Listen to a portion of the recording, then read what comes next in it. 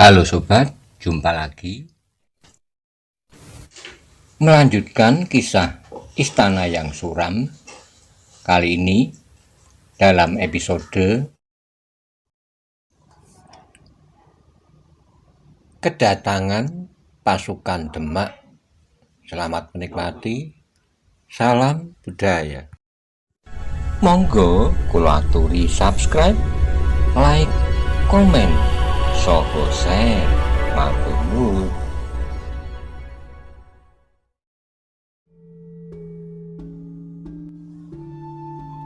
Kemarahan yang tiada taranya telah membakar jantung Pangeran Surakertapati.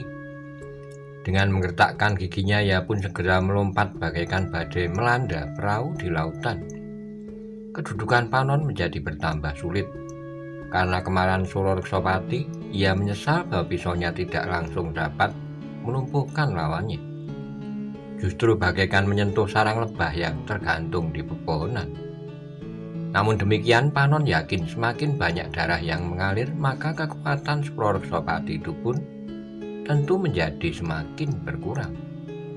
Tapi jumlah lawan yang terlalu banyak telah membuat gambaran akhir daripada pertempuran itu. Luka di dada Panon dan luka-luka Kiai Rancang Bandang dan Sangkan adalah permulaan dari kesulitan yang semakin memuncak. Bahkan luka-luka itu pun rasa-rasanya kian lama kian bertambah pedih lagi. Surakertapati yang terluka pula justru bagaikan harimau yang terluka. Sarangnya datang bergulung-gulung, bagaikan ombak di lautan yang didorong oleh badai yang dahsyat. Ki Wirid menarik napas dalam-dalam ketika ia melihat Panon semakin terdesak. Tapi ia sendiri harus mempertahankan hidupnya, meskipun ia tidak melepaskan tanggung jawabnya untuk membantu muridnya. Karena kehadiran Panon di halaman itu sebenarnya telah mengurangi bebannya pula. Namun karena keempat lawannya adalah orang-orang yang memiliki kemampuan yang tinggi, maka adalah di luar kemampuannya bahwa segalanya agaknya akan berakhir dengan suram. Di pendopo keadaan Sangkan dan kawan-kawannya justru menjadi semakin parah. Kiai Rancang Bandang harus menahan nyeri ketika darahnya semakin banyak mengalir. Bahkan ia menyeringai ketika sekali lagi senjata lawannya menyentuh tubuhnya. Ki Ajarspati yang melihat adiknya dalam kesulitan berusaha untuk melindunginya. Namun justru ia terdesak surut selangkah seperti adiknya, maka darah telah mengalir dari luka di lambungnya. Meskipun luka itu tidak cukup dalam, namun rasa-rasanya luka itu telah mulai mengganggunya pula. Dalam pada itu terdengar suara Raden Kudorupoko lantang. "Hei, orang-orang yang tidak berakal, kalian lihat betapa pahitnya nasib kalian jika kalian tetap berkeras kepala. Aku menawarkan suatu penyelesaian yang terhormat bagi kalian, menghentikan perkelahian, menyerah, dan kami akan tetap menghidupi kalian dengan janji bahwa kalian tidak akan mengganggu usaha kami menemukan pusaka yang sedang kami cari dalam halaman istana ini." Suara Raden Kudorupoko terdengar oleh Pangeran Surakertapati yang menggeram. "Kita sudah bersepakat untuk membunuh setiap orang. Tetapi aku menjadi kasihan pada mereka, Paman," jawab Raden Kudorupoko. "Meskipun aku sadar bahwa dengan demikian agaknya persoalan masih akan berkepanjangan." "Kau sudah menjadi gila," teriak Surakertapati. "Kita akan membunuh setiap orang." Raden Kudorupoko tidak menjawab lagi, namun terdengar suara Kidang Alit. "Apakah kematian mereka akan banyak memberikan bantuan terhadap kita, Paman?" "Diam," bentak Pangeran Sendang Prapat. "Orang yang memiliki pisau-pisau belati dengan lukisan kuda bersayap ini adalah racun yang harus dimusnahkan sebelum menggigit nyawa kita masing-masing." Kidang Alit pun terdiam, namun ia sama sekali tidak mengurangi tekanannya. Namun ia mengerutkan keningnya ketika seorang pengawalnya berkata sambil menyerang, "Jika Raden ingin membiarkan gadis itu hidup, biarlah gadis itu saja yang kita biarkan hidup. Yang lain tidak perlu kita hiraukan lagi." Kidang Alit tidak menyaut, tetapi jawaban itu benar-benar telah menyakitkan hati Pinten. Meskipun demikian, ia masih harus menahan diri. Ia tidak dapat berbuat apa-apa selain berjuang mempertahankan diri. Dalam pada itu halaman istana itu telah diguncangkan derap kaki kuda yang berlari di atas jalan yang berbatu-batu. Sekelompok orang berkuda yang dilihat Inten Prawesti dari atas atap ternyata telah menjadi semakin dekat dengan gerbang istana kecil itu. Derap kaki kuda itu benar-benar telah mengejutkan setiap orang yang ada di halaman. Mereka tidak melihat siapakah yang telah datang, namun di luar sadar, Surarsopati berkata, "Orang-orang Guntur Geni." "Tentu tidak," sahut Raden Kudorupoko. "Mereka telah dilumpuhkan. Orang-orang dari perguruan Guntur Geni telah binasa. Meskipun masih ada seorang pemimpinnya telah berhasil meloloskan diri." "Jadi siapa menurut dugaanmu?" bertanya Pangeran Surarsopati. Pertempuran di halaman dan di pendopo itu tiba-tiba saja sudah mengendor. Mereka masing-masing telah terpesona oleh derap kaki kuda yang menjadi semakin dekat. Namun tiba-tiba saja derap kaki kuda itu terhenti di luar dinding halaman istana itu dan berpencar mengelilingi. "Mereka mengepung istana ini," teriak Pangeran Sendang Prapat. "Persetan dengan orang-orang Guntur Geni," geram Ki Dangalit. "Kita akan menunggu mereka dan membinasakan mereka bersama-sama dengan orang-orang yang telah menghalangi rencana kita. Sebenarnya aku merasa kasihan terhadap orang-orang yang sudah hampir kehabisan tenaga ini. Tetapi mereka ternyata telah menyebabkan kita terlibat dalam benturan kekuatan dengan orang-orang Guntur Geni." Pertempuran di halaman itu justru seakan-akan telah terhenti, masing-masing berdiri dengan tegang meskipun senjata mereka masih tetap teracung. Langit menjadi panas oleh terik matahari yang semakin tinggi. Dengan nanar orang-orang di halaman dan di pendopo itu menunggu siapakah orang yang pertama masuk ke regol halaman. "Cepat, siapakah yang akan mati lebih dahulu?" teriak Pangeran Surarsopati yang tidak sabar. Namun orang-orang berkuda di luar halaman itu justru telah menghindari regol halaman yang terbuka, sehingga orang-orang yang ada di dalamnya tidak segera melihat mereka. Sangkan sekali-kali masih berdesis karena pedih di lukanya. Namun hatinya bertambah tegang menunggu siapakah orang yang akan nampak di atas punggung kuda memasuki halaman itu. Apakah mereka orang-orang Guntur Geni atau orang-orang dari perguruan lain yang belum dikenalnya? Mungkin dari lembah Gunung Ciremai atau dari Pulau Nusa Kambangan. Dalam ketegangan itu tiba-tiba saja setiap hati bagaikan tersentak. Yang pertama-tama mereka lihat bukannya seorang yang berada di punggung kuda masuki regol dengan senjata di tangan diikuti oleh beberapa pengawal, tapi yang mereka lihat pertama-tama adalah justru ujung sebuah tunggul. Apalagi kemudian nampak mencuat pada dinding-dinding halaman itu beberapa ujung tunggul dan tombak yang lain. Siapakah mereka? Tiap hati bagaikan meledak. Baru jenak kemudian orang-orang di dalam halaman itu mendengar aba-aba. Bukan teriakan nyaring yang kasar, tetapi sebuah sangkakala.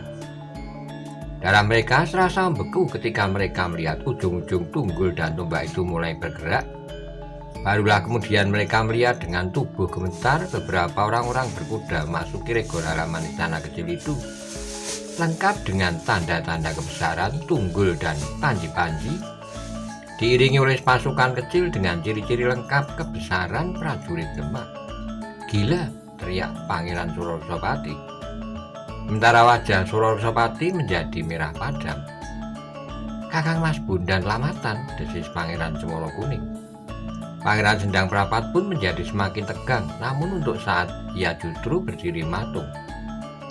Orang yang berkuda di paling depan memandang berkeliling, dilihatnya beberapa orang bersenjata di halaman dan di pendopo. Dengan nada yang dalam, orang bertubuh tinggi kekar dan berkumis itu berkata penuh wibawa, "Letakkan senjata kalian, kami ingin berbicara dengan siapapun yang ada di halaman ini." Suasana yang tegang itu menjadi semakin tegang. Pangeran Surarsopati yang garang tiba-tiba saja melangkah dengan lesu. "Pangeran Bondan Lamatan, mengapa pangeran ada di sini sekarang?" Orang yang berkumis yang masih berada di punggung kuda itu mengerutkan keningnya. Kemudian jawabnya, "Ternyata di sini ada orang-orang penting dari beberapa aliran keturunan. Pangeran Surarsopati, Pangeran Sendang Prapat, Pangeran Cemoro Kuning dan seorang ajar yang memiliki nama tidak ada duanya. Halaman itu jadi hening dan Pangeran Bondan Lamatan berkata seterusnya. Tetapi yang lain aku masih belum mengenalnya, meskipun barangkali pernah mendengar namanya. Tidak ada orang yang menjawab. Karena itu Pangeran Bondan Lamatan mengulangi perintahnya. Letakkan semua senjata. Pangeran Surareksapati yang berwajah merah padam menggeram. Pangeran Bondan Lamatan, aku tahu kau seorang senopati pinunjul. Orang menyebutmu sebagai seorang yang memiliki ilmu lembu sekilan dan welut putih. Sehingga dalam keadaan yang bagaimanapun juga kau tidak akan dapat dikalahkan. Tapi aku yakin akan kekuatanku. Aku akan mampu menembus ilmu lembu sekilan dan menggambarkan ajimu welut putih. Pangeran Bondan Lamatan mengerutkan keningnya lalu katanya, kau mengalami kesulitan untuk menangkan perkelahian yang terjadi di halaman ini. Aku dapat membaca dari sikap dan keadaan ini. Aku sudah melihat beberapa orang terluka. Kepungan yang masih bulat dan senjata teracu. Tetapi aku belum melihat sesosok mayat pun di halaman ini. Sehingga menurut kesimpulanku, pertempuran yang terjadi memang berat sebelah, tetapi tidak segera dapat menentukan. Kami baru saja mulai dan kami sudah membunuh 3 atau 4 orang lawan, teriak Surareksapati. Aku tidak tahu di pihak manakah kau berdiri di arena ini, tetapi menilik sikap terakhir kau bersama Pangeran Surareksapati. Pangeran Sendang Prapat dan Pangeran Cemoro Kuning sedang mengepung 2 orang lawan, seorang tua dan seorang anak muda. Ya Pangeran, Ki Wirid, kami berdua dengan anak kami harus bertahan mati-matian melawan mereka berempat. Tutup mulutmu, teriak Surareksapati. Tapi Surareksapati tidak dapat memaksa Ki Wirid untuk diam karena orang timpang itu berkata seterusnya. Sedangkan di pendopo itu telah terjadi pertempuran yang sama sekali tidak berimbang.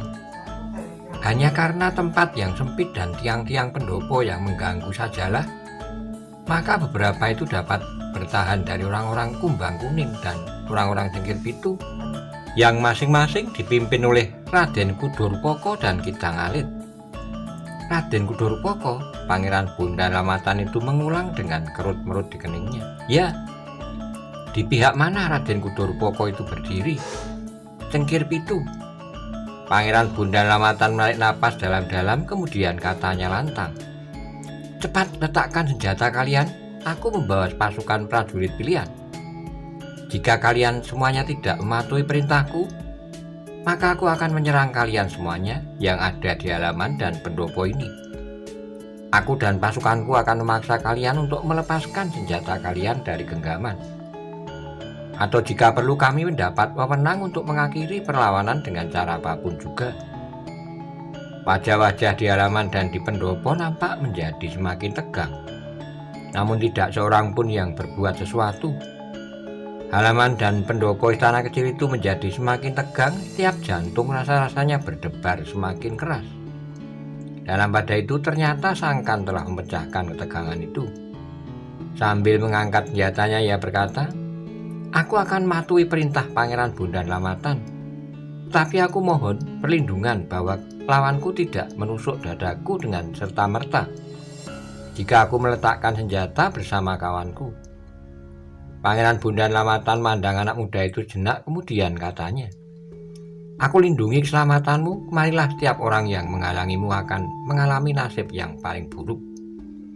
Sangkan kemudian memandang kawan-kawannya jenak, kemudian katanya, kita akan mematuhi perintahnya, kita sudah melihat tanda-tanda kebesaran prajurit Demak, dan kita tidak akan melawan mereka. Kyai Rancang Bandang yang terluka, Ki Ajarspati yang sudah menitikkan darah pula, dan Ki Reksobau saling berpandangan sejenak namun semakin tidak terucapkan. Agaknya mereka bersepakat bahwa mereka akan mematuhi perintah itu pula, seperti yang dikehendaki Sangkan. Sangkan tidak perlu bertanya kepada Pinten, ia tahu adiknya itu tentu akan mematuhi perintah pula. Demikianlah Sangkan pun kemudian maju beberapa langkah hampir di luar sadar. Orang-orang yang mengepungnya itu pun menyibak sehingga Sangkan dan kawan-kawannya kemudian keluar dari kepungan itu. dan turun ke halaman beberapa langkah di hadapan Pangeran Bondan Lamatan. Sangkan melemparkan senjatanya diikuti oleh kawan-kawannya. Bahkan dengan serta-merta Ki Wirid berbuat hal serupa pula sambil berkata, "Aku menyerahkan nasibku kepada Pangeran Bondan Lamatan bersama anakku." Panon termangu-mangu sejenak, namun dia pun kemudian meletakkan senjata pula. "Kemarilah," berkata Pangeran Bondan Lamatan. "Berdirilah di sisi sebelahku." Sangkan dan kawan-kawannya kemudian bergeser dan berdiri di sebelah pasukan Demak yang berada di halaman itu. "Nah," berkata Pangeran Bondan Lamatan kemudian, "apakah kalian anak-anak perguruan Cengkir Pitu dan Kumbang Kuning masih akan berkeras mempertahankan diri?" "Pengecut," geram Suro Reksopati sambil mandang Ki Wirid. "Mengapa kau tidak bertahan melawan orang-orang Demak itu?" "Tidak, aku tahu bahwa mereka tidak akan berbuat apa-apa," jawab Ki Wirid. "Apalagi mereka tentu tidak akan dengan tamak mencari pusaka untuk mereka sendiri." Sangkan mengerutkan keringnya. Jika masih ada sedikit kecurigaan di dalam hatinya terhadap Ki Wirid, maka lambat laun kecurigaan itu pun semakin cair. Dalam pada itu Pangeran Bondan Lamatan sekali lagi berkata, "Aku memberikan kesempatan terakhir, letakkan senjata kalian, atau kami harus bertindak dengan kekerasan. Tidak ada yang dapat mereka lakukan selain mematuhi perintah itu. Betapapun kemarahan membakar jantung, namun mereka tidak dapat melawan perintah Pangeran Bondan Lamatan. Karena mereka tahu Pangeran Bondan Lamatan membawa pasukan yang kuat dengan beberapa orang senopati pilihan. Dalam pada itu Raden Kudorupoko dan Ki Dangaritlah orang yang pertama-tama melangkah turun dari pendopo dan meletakkan senjatanya.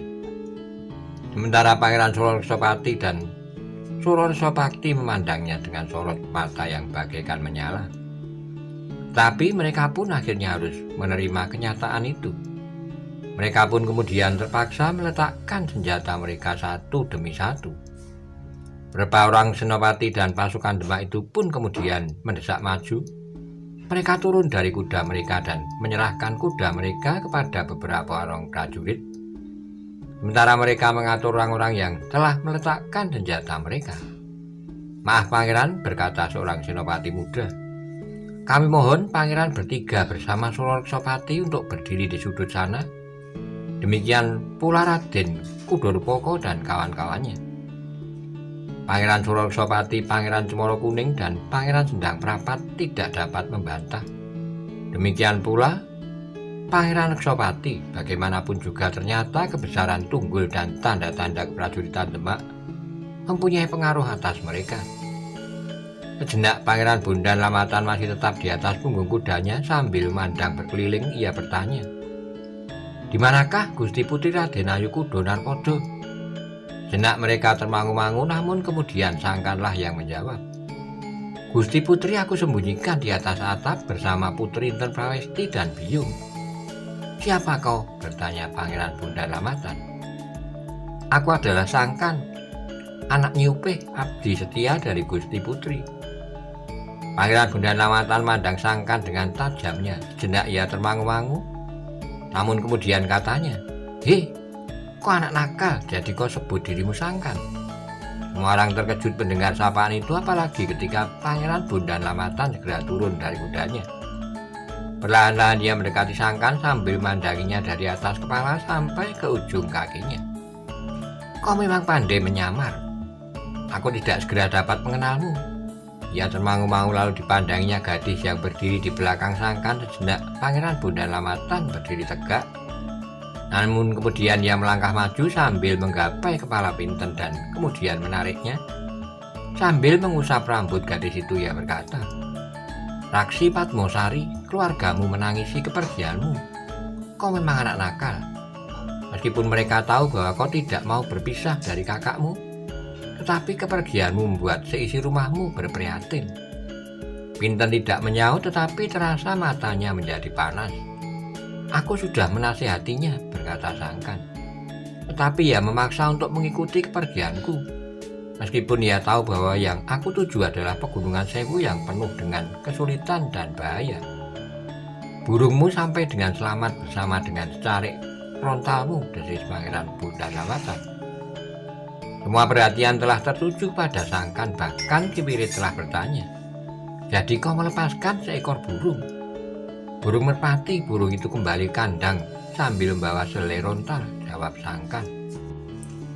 "Sebuah perintah bagi kami," sahut Pangeran Bondan Lamatan, "dan ternyata kami sampai pada saatnya." Ki Wirit mengangguk-angguk sementara Pangeran Surareksapati menggertakkan giginya sambil bergumam, "Kau anak gila? Siapa kau sebenarnya, Sangkan mandang Pangeran Surareksapati, katanya, "Pangeran, kita mempunyai jalur keturunan yang berbeda, meskipun yang satu tidak akan dapat terlepas dari yang lain. Itulah sebabnya ada di antara kita yang tidak saling mengenal. Keturunan Kediri, Singosari, dan Mojopahit sendiri telah melahirkan banyak ksatria dalam sikapnya masing-masing. Bahkan beberapa orang yang lahir dari jalur yang lain masih terlibat dalam persoalan lahirnya Demak. Tetapi siapa kau?" Sangkan menarik napas dalam-dalam, dipandanginya wajah Pangeran Bondan Lamatan sejenak. Namun tiba-tiba ia berkata lantang, "Gusti Putri, ada di atap rumah itu. Pinten tolonglah mereka agar mereka menyaksikan kehadiran Pangeran Bondan Lamatan." Pinten termangu-mangu jenak, namun kemudian ia pun melangkah pergi ke sisi tanah kecil itu untuk mengambil sebuah tangga bambu yang bersandar pada sebatang pohon kemiri. Tapi hampir di luar sadarnya, Panon dengan tergesa-gesa mendahuluinya untuk mengambil tangga itu. "Nah," desis Sangkan, "nah, bukankah aku tidak perlu membantumu?" Wajah Pinten menjadi merah. Hampir saja ia meloncat mengejar kakaknya, tapi ketika terpandang olehnya Pangeran Bondan Lamatan dan beberapa orang yang berdiri tegang di halaman itu, maka maksudnya pun diurungkannya. Meskipun demikian, ia masih bergumam, "Jika kau tidak mau membantu, aku juga tidak akan mengambil, Gusti Putri." Sangkan tersenyum, ia pun kemudian membantu Panon membawa tangga bambu yang panjang itu dan menyandarkannya tepat pada talang batang pucang. "Naiklah," desis Sangkan. "Bodoh, kau yang naik, aku akan menolong dan menurunkannya lewat tangga." Demikianlah maka Raden Ayukudo Narpodo dan Inten Prayesti dengan susah payah telah diturunkan dari tempat persembunyiannya. Demikian pula pelayannya yang setia, meskipun masih juga gemetar. Di halaman hadir Pangeran Bondan Lamatan, desis Sangkan. "Pangeran Bondan Lamatan?" Suara Raden Ayukudo Narpodo gemetar oleh berbagai perasaan yang saling berbenturan. "Ya Gusti, bersama dengan pasukan prajurit Demak, mereka telah menguasai setiap orang yang bermaksud jahat di istana ini." Sejenak Raden Ayukudo Narpodo termangu-mangu. Ia melihat beberapa orang prajurit di halaman itu, tetapi ia masih belum melihat siapakah orang yang memegang pimpinan. Dengan diikuti oleh Sangkan, Pinten, dan Panon, Raden Ayukudo Narpodo, Inten Prayesti, dan Nyi Upih pun kemudian pergi ke halaman depan. Seperti yang dikatakan oleh Sangkan, maka ia pun kemudian melihat Pangeran Bondan Lamatan. Ketika melihat Raden Ayukudo Narpodo yang pucat bersama putrinya, maka Pangeran Bondan Lamatan pun segera berlari mendapatkannya. Sambil mengangguk dalam-dalam, ia berkata, "Aku mohon maaf, mungkin kedatanganku agak terlambat, tetapi kini semuanya sudah berlalu." Titik air mengambang di pelupuk mata Raden Ayukudo Narpodo. Dengan suara yang tersendat-sendat ia berkata, "Adimas Pangeran Bondan Lamatan, kedatanganmu membuat hatiku seperti tersiram air setelah kering di panasnya api, ketamakan beberapa orang saudara kita sendiri, meskipun dari jalur keturunan yang lain." "Ya Kakang Mbok, aku mengerti. Untunglah ada beberapa orang yang dengan sukarela telah mendahului perjalananku dan menahan arus ketamakan itu. Mengapa kau tidak datang saja lebih cepat, Adimas?" Pangeran Bondan Lamatan menarik napas dalam-dalam, katanya, "Ada beberapa alasan Kakang Mbok, tetapi diantaranya adalah bahwa dengan demikian kami dapat melihat apakah yang telah terjadi. Kita dapat melihat manakah yang emas dan manakah yang loyang. Kedua pangeran yang berdiri di pihak perguruan Kumbang Kuning yang ada sekarang tentu akan dapat bercerita banyak tentang Kakang Mas Pangeran Kudo Narpodo yang hilang beberapa tahun yang lampau." Raden Ayukudo Narpodo mandang beberapa orang yang berdiri di pinggir halaman. "Beberapa?" Orang bangsawan yang dengan tamak telah berusaha mendapatkan pusaka-pusaka yang mereka anggap dapat mengantarkan mereka ke jenjang tahta kerajaan Mojopahit yang sudah lebur itu. Beberapa orang pangeran yang sudah tidak berdaya itu menjadi berdebar-debar, wajah mereka menjadi merah padam, dan jantung mereka serasa berdetak semakin cepat. Aku berterima kasih pada anak-anak muda yang telah memperpanjang umurku sehingga saatnya kau datang, berkata Raden Ayukudo Narpodo. Pangeran Bondan Lamatan berpaling ke arah Sangkan dan Pinten dengan suara yang patah-patah. Ia berkata, "Kakang Mbok, apakah Kakang Mbok mengenal gadis itu?" Pinten, "Ya, ia adalah gadis yang sangat mengagumkan. Ia telah ikut menyelamatkan kami. Ia mengaku anak Nyi Upih. Meskipun aku agak meragukannya karena kemampuannya yang berlebihan." Pangeran Bondan Lamatan narik napas dalam-dalam sementara wajah Pinten yang kemerah-merahan nampak menunduk. "Nyai," bertanya Pangeran Bondan Lamatan, "kokah yang bernama Nyi Upih?" "Ya, Pangeran." "Apakah Pinten memang anakmu?" Nyi Upih menjadi bingung, namun tiba-tiba saja ia berlari ke arah Pinten dan berlutut di hadapannya. "Ampun putri, apakah yang harus aku katakan?" Raden Ayukudo Narpodo dan Inten Prawesti terkejut. Hampir bersamaan mereka bertanya, "Nyai, siapakah sebenarnya gadis itu?" Nyi Upih mengusap matanya perlahan. Ia berpaling mandang Gusti Putri Kudo Narpodo dan Putri Inten Prawesti. Kemudian sambil mandang wajah Pinten ia berkata, "Katakanlah putri, katakanlah. Sudah terlalu lama aku menahan diri untuk memendam rahasia ini, sehingga rasa-rasanya dadaku akan pecah." Pinten pun mengusap matanya, kemudian sambil berpaling kepada Pangeran Bondan Lamatan ia berkata, "Terserahlah pada pangeran." Pangeran Bondan Lamatan tersenyum, katanya, "Ia adalah Raksi Padmosari." Kedua orang putri itu terbelalak, sementara Nyi Upih mengusap matanya yang basah. Dengan ragu-ragu ia mendekati Raden Ayukudo Narpodo, kemudian berjongkok pula di hadapannya sambil berkata, "Ampun Gusti, Putri Raksi Padmosari lah yang minta agar aku merahasiakan kehadirannya."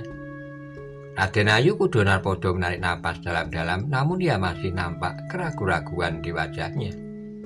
Sementara itu Nyi Upih pun kemudian berkata, "Pangeran Bondan Lamatan telah menyebut nama Putri Raksi Padmosari, dan jika Gusti masih belum dapat mengingatnya, maka biarlah Inten Prawesti mulai mengingat kembali.